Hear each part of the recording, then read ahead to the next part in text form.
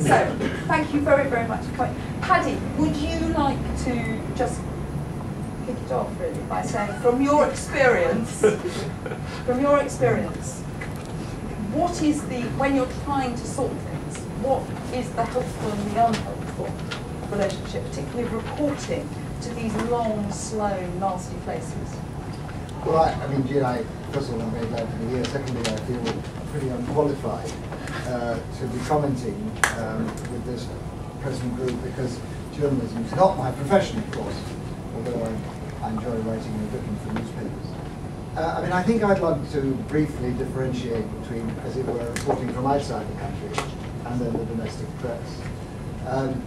From outside the country, let me just say my starting position. My starting position is that the fourth estate performs such an important function that, especially, by the way, where parliaments are much less effective in holding the executive to account than they should be, that for all their infelicities, irresponsibilities, inelegancies, and sometimes the damage they do, I would not interfere or in any way seek to regulate the operation of the press, because in the end, and I apply this in all the circumstances I've seen, both as a politician and as somebody trying to help a failing state rebuild, the function they perform is too important, and that in a sense, you have to buy the uglinesses along with the rest, and that's all part of the package. So I, as a British citizen, British, I suppose, politician, viewing the reporting that I see on failing states, find it, I think without exception, to have been helpful, useful, informative to me, and I have no criticism of it. I think there's a difficulty, and the difficulty is this, that if you're going in to rebuild a failing state, you're probably engaging in an operation which at the very minimum is measured in decades. I mean, Northern Ireland, when I marched as a soldier into Northern Ireland in 1969-70, I thought I was building the peace. I suppose we all thought we were trying to re-establish the peace, but I think history will say that of the 37 years since I first marched into the streets of my own home city, I suspect 25 of those years were not spent building the peace, they were spent containing the situation until the ingredients of peace emerged. And in some places you have to do that, maybe Afghanistan is one. So you are inevitably dealing in a very long spectrum. You're dealing in a very long program.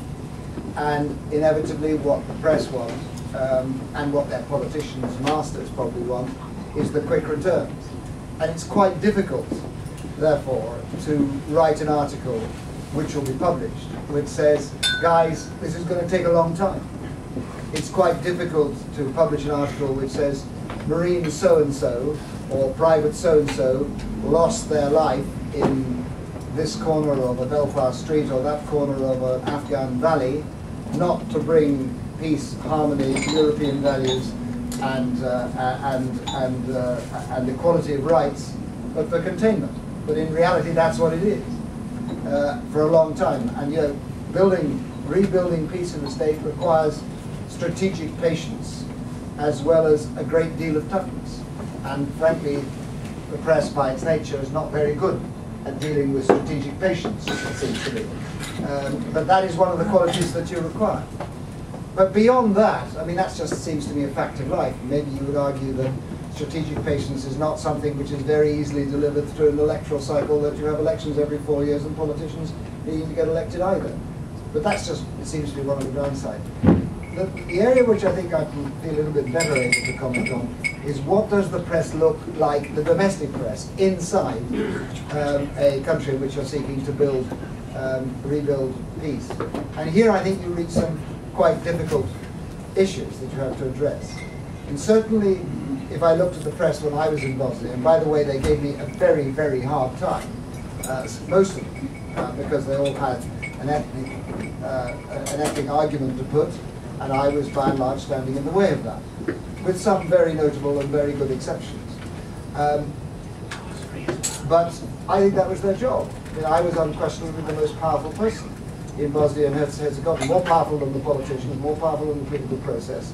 And it was absolutely right that they should call me to account. Didn't like some of the ways they did it, and some of it was pretty, I thought, dishonest, including one newspaper, the name is called Slobodna Bosna, for anybody who knows Sarajevo particularly well, who took a wonderful dislike to me, even to the extent of publishing on the front page of their newspaper, or their magazine, weekly magazine, a picture of me in a Karadzic shirt, saying that I was a Karadzic supporter secretly, and I was actually trying to protect him more than anything else, which hurt. But it was perfectly legitimate. However, at the other end of this, and therefore I followed a policy in which we never intervened, we never interfered, nor should we have done, although I had the power to do so. Some of the powers I had under the bond powers did enable me to close down newspapers, did enable me to exercise a degree of censorship if I wanted. We never used that. It would have been very improper if I had, and it never even occurred to me to use that. However, there are limits. For those of you who know Bosnia well, you may know that when Plavšić fell, the then president of the Republika Srpska, a television station started up which started to publicize and broadcast highly damaging and dangerous, ethnically based racist hatred against the other ethnicities. Now that was the way, one of the ingredients for the start of the war in Bosnia. And my predecessor, the High Representative, moved in, closed it down, closed the television station down by armed force, and set up another television station, another television channel. I thought that was a legitimate action when it occurred, looking at it from the hindsight. On the other hand, in my time, I think any interference in the press, even though it may have been controlled by a small number of people, even though it may have been working against the things that we were all trying to work towards, even though it was highly critical and often very unfair, would have been inappropriate. And one of the reasons, and here I'll end, why it would have been inappropriate was because I think it would have done really serious damage to the thing we were supposed to be there to be supporting, which was the concept of freedom of speech and a multiplicity of plurality of views. And the other, just by the way, was that of all those who held the government to account, or all those who could be relied on to expose some of the corruption in Bosnia, it was the press in the end who did that far, far better than any parliamentarian did, or, I'm sad and rather ashamed to say, than us in our organisation of internationals, though managed to do either. Enough from me. Thank you very much.